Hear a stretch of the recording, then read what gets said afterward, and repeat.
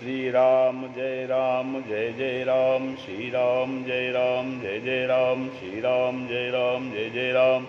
नारायण समारंभां शंकराचार्य मध्यमाम् अस्मदाचार्य पर्यन्तां वन्दे गुरु परंपराम्।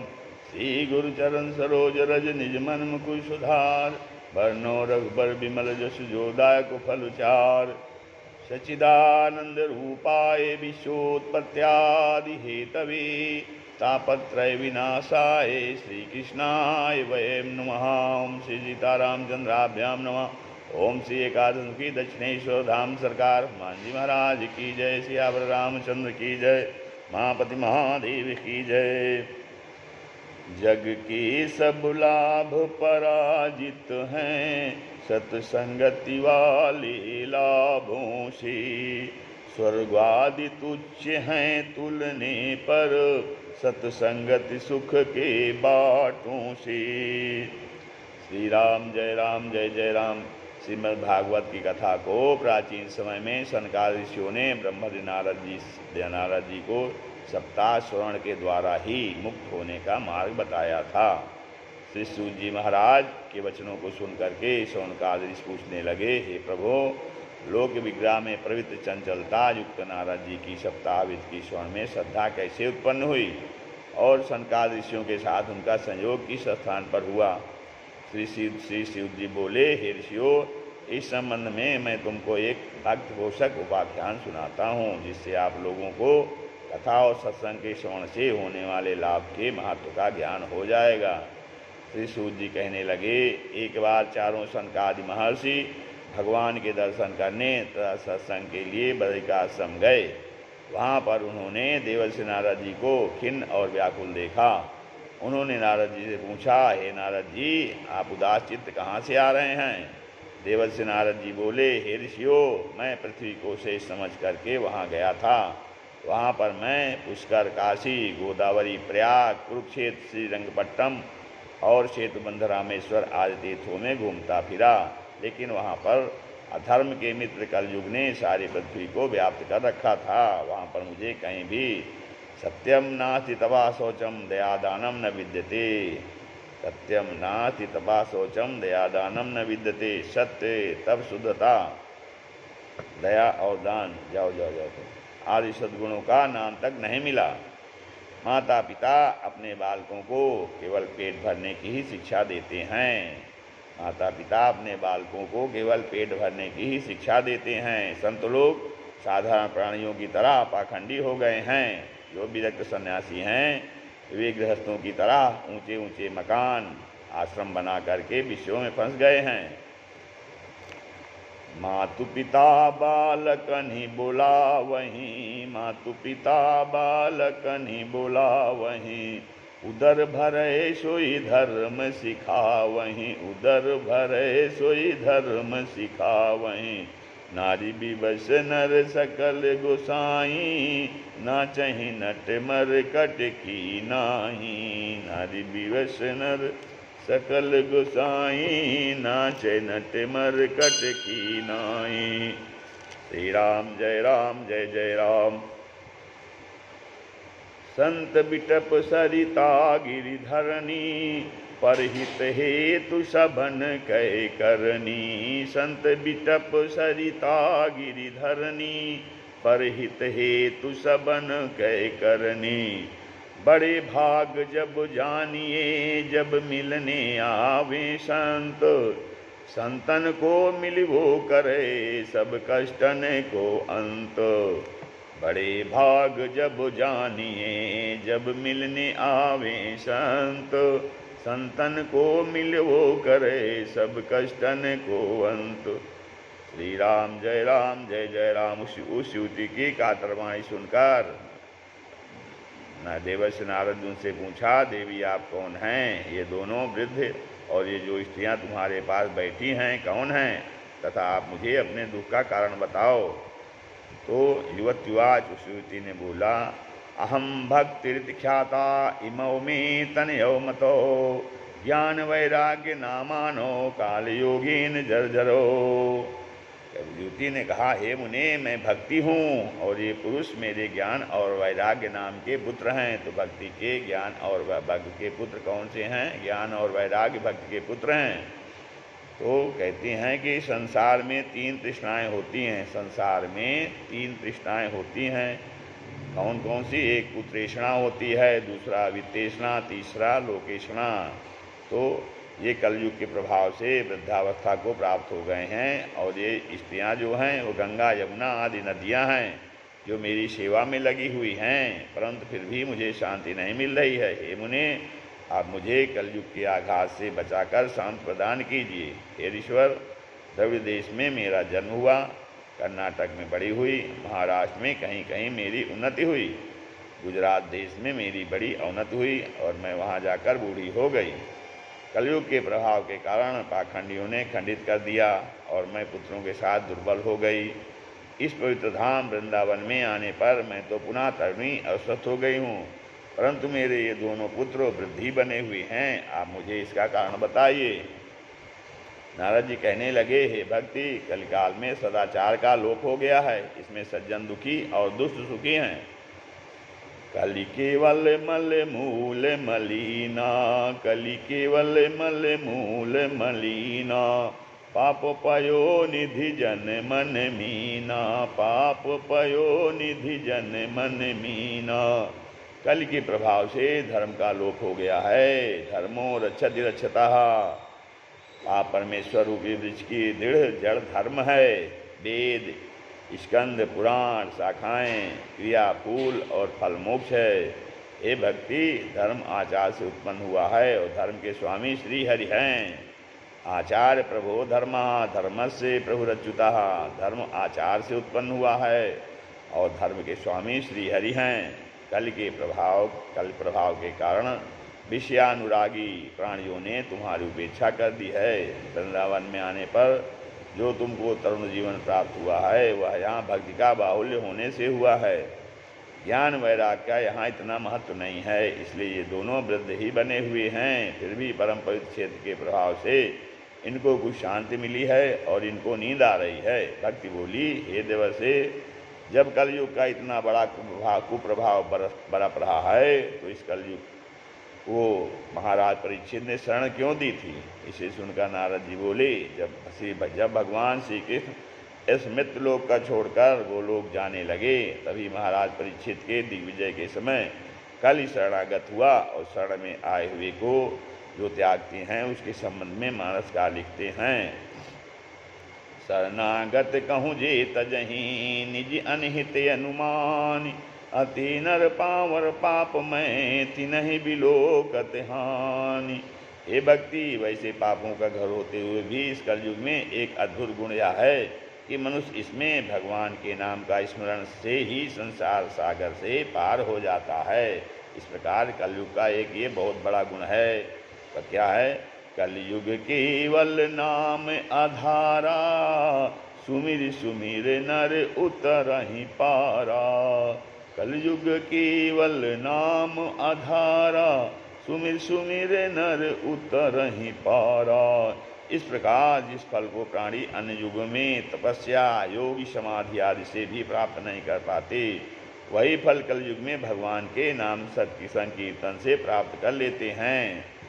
यत् फलम नास्ति तपसा न योगेन न समाधिना, तत्फलम लभते सम्यक कलौ केशव कीर्तनात्, कलौ केशव कीर्तनात्। भगवान का नाम हरति पापानि दुष्टचित्तैरपि स्मृतः, अनिच्छयापि संस्पर्शो धत्ते वहि पावकम्। एकोऽपि कृष्णस्य कृतप्रणामो दशाश्वमेधावभृतेन तुल्ये, दशाश्वमेधी पुनरेव याति कृष्णप्रणामी न पुनर्भवाये। नाम संकीर्तनम यस्य सर्वपाप प्रणाशनम, प्रणामो दुख समनस्तम नमामि हरिम परम। हे भक्ति, कलयुग के इन गुणों के कारण ही महाराज राजा परीक्षित ने कलि को अपने राज्य में शरण दी थी, क्योंकि कलयुग में कोई तपस्या, योग, ध्यान आदि की जरूरत नहीं है। कलयुग केवल नाम आधारा, केवल नाम जप करने से ही मनुष्य संसार सागर से पार हो जाता है। भक्ति बोली, क्या बोली? हे मुनिवर, आपके वचनों से मुझे बड़ी शांति मिली है। आपके वचनों से ध्रुव और प्रहलाद ने साक्षात ईश्वर के दर्शन प्राप्त किए थे। ऐसे कल्याणकारी देवश के श्री चरणों में मैं प्रणाम करती हूँ। अब आप कृपा करके थोड़ी देर और बैठो। भक्ति का जब संत नारद जी के साथ जो वार्तालाप हुआ उससे शांति प्राप्त हुई।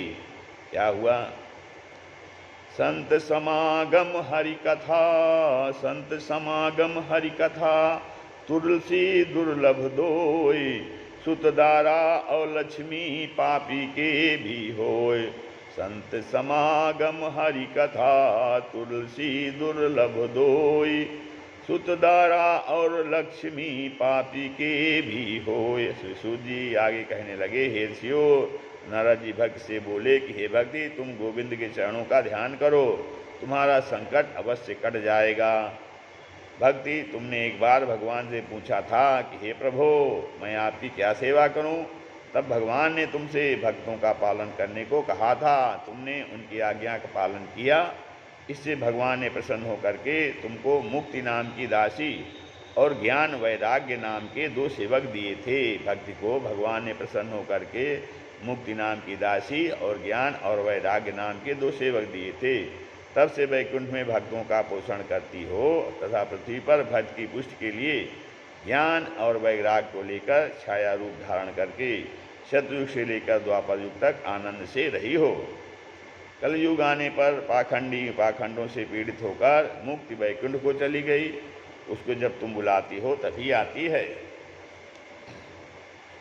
मनुष्य को अनेकों जन्मों के बाद में कहीं भगवान के नामों में भक्तिभाव जागृत होता है। कलयुग में प्राणी मात्र के उद्धार का एकमात्र साधन भक्ति ही है। न तपोभिर्न वेदैश्च न ज्ञाने नापि कर्मणा, हरिर्हि साध्यते भक्त्या प्रमाणम तत्र गोपिकाः। कहते हैं कि प्राणी को तप, व्रत, तीर्थ, सेवन, योग, यज्ञ आदि में परिश्रम करने की आवश्यकता नहीं है। मुक्ति देने में एकमात्र भक्ति ही समर्थ है। इसका प्रमाण ब्रज की गोपियां हैं। भक्ति बोली, हे मुनीश्वर, आपके वचनों से मुझको तो परम शांति प्राप्त हो गई है। कृपया मेरे इन पुत्रों को भी जगा दीजिए। तत्पश्चात नारद जी ने वहाँ वेदांत और गीता का पाठ किया, जिससे उनमें कुछ समय को चेतना सी जगी। उठकर क्षण भर को बैठे, परंतु पुनः चारों ओर देखकर शयन करने लगे। नारद जी को बड़ी ग्लानि हुई और चिंतातुर होकर के नारायण का स्मरण करने लगे।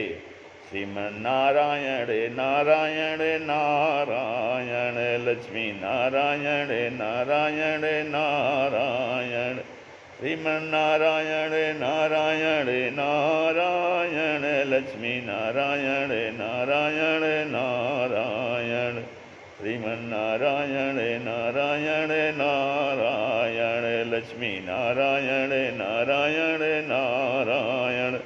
तभी वहाँ आकाशवाणी हुई, व्योमवाणी तदैवा भून्मा ऋषे खिद्यातामिति उद्यमा सफलस्तेयम भविष्यति संशयः। कहते हैं, हे नारद, तुम खेद मत करो, आपका कार्य सफल होगा, इसमें कोई संशय नहीं है।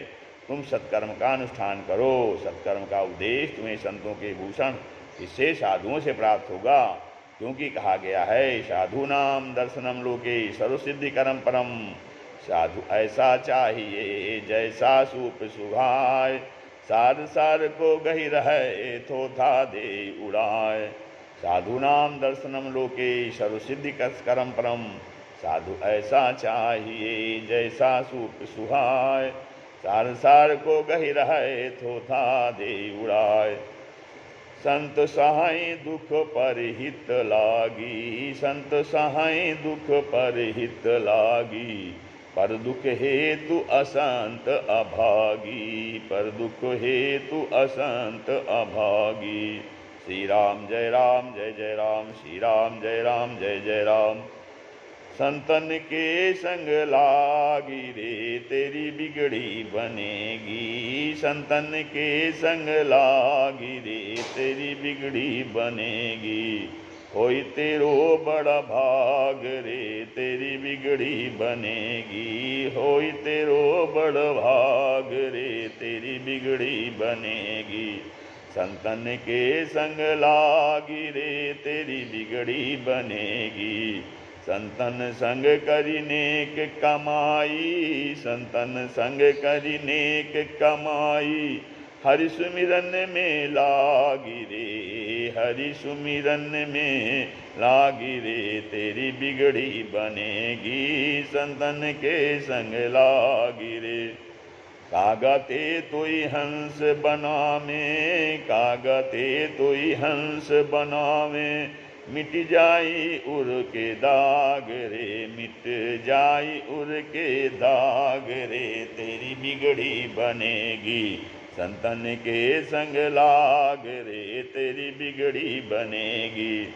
सुत वित नारी तीन आशाएं, सुत वित नारी तीन आशाएं, त्यागी सके तो करि त्याग रे, त्यागी कर सके तो करि त्याग रे तेरी बिगड़ी बनेगी।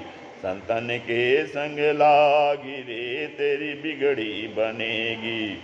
कहत कबीर सुनो भई साधो, कहत कबीर सुनो भई साधो, रामचरण अनुरागी रे तेरी बिगड़ी बनेगी। रामचरण अनुरागी रे तेरी बिगड़ी बनेगी। संतन के संग लागी रे तेरी बिगड़ी बनेगी। साधना करने वाले को संत कहते हैं, न कि कपड़ा रंगने वाले को। इस आकाशवाणी को सबने सुना, भक्ति बोली, हे नारद जी, सत्कर्म का उपदेश करने वाले साधु कहाँ मिलेंगे, और ज्ञान वैराग्य को चेतना लाने के निमित्त कौन सा सत्कर्म किया जाएगा। अब तो नारद जी ने खिन्न मन से उनको वहीं छोड़ करके प्रत्येक तीर्थ में ऋषियों के पास जा जाकर आकाशवाणी का वृत्तांत सुनाया, परंतु कोई संतोषजनक उत्तर नहीं मिला। सभी ने पृथक पृथक समाधान किया। नारद जी, नारम ज्ञानम ददात इति नारदः, नारद जी किसे कहते हैं? नारम ज्ञानम ददात इति नारदः, नारम अज्ञानम दयाति खंडयत इति नारदः, नारदो देवदर्शनः। इसे भी नारद जी का दर्शन हुआ, उसे भगवान अवश्य मिले। नारदो देवदर्शनः, इसे भी नारद जी का दर्शन हुआ, उसे भगवान अवश्य मिले। चिंता तो नारद जी बदरिकाश्रम आए और तपस्या करने को हुए। तभी वहाँ करोड़ों सूर्यों के समान परम तेजस्वी सनकादिक मुनियों का आगमन हुआ। दंडवत प्रणाम किया और स्वागत के पश्चात कहने लगे, हे वीतराग मुनियों, आप सदैव 5 वर्ष के जैसे ही रहते हैं। हे पूर्वजों के भी पूर्वजों, मेरा बड़ा सौभाग्य है कि इस समय मुझे आपका दर्शन प्राप्त हुआ है। अतः आप यह बताने की कृपा करें कि आकाशवाणी ने किस सत्कर्म के विषय में कहा है और वह कहाँ होगा, किस प्रकार होगा।